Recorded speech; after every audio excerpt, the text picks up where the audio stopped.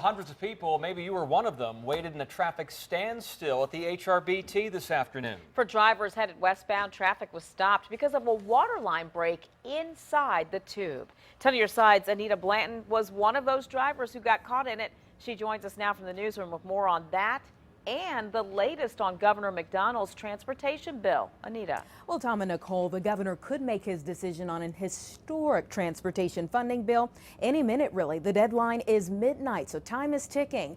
And before he says a word, we keep getting examples of the problem at hand. Last week, I reported that a national organization gave our roads a D+, and now this. This was the backup I and thousands of other Hampton Roads drivers sat in for hours today. I shot the video you're looking at around 9:30 this morning as I was waiting to find out what was going on, like many of you. I was going to the Norfolk airport to drop off my stepdad. And on my way back, there was a lot of traffic. David waited 45 minutes to an hour. I waited an hour and 15 minutes. And soon, even though VDOT refused to go on camera with us, a representative had an explanation for it all. There was a problem with what they call a cross riser in here. It's a water line that goes under the aging road, and it's part of the fire suppression system in the tunnel. When it broke, it caused the pothole in the left lane that you can now see has a temporary fix.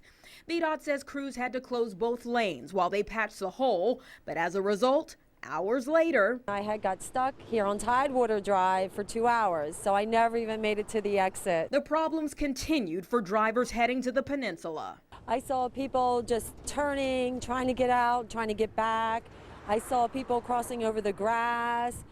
People were going to the 7-Eleven and getting food and gas because people had been sitting for so long. Bobby missed both appointments she had scheduled for the day. I had to reschedule everything. So it kind of put a damper on things because if I'd known, I wouldn't have came and I could have done something else. VDOT said they were too busy to do a formal interview with us today.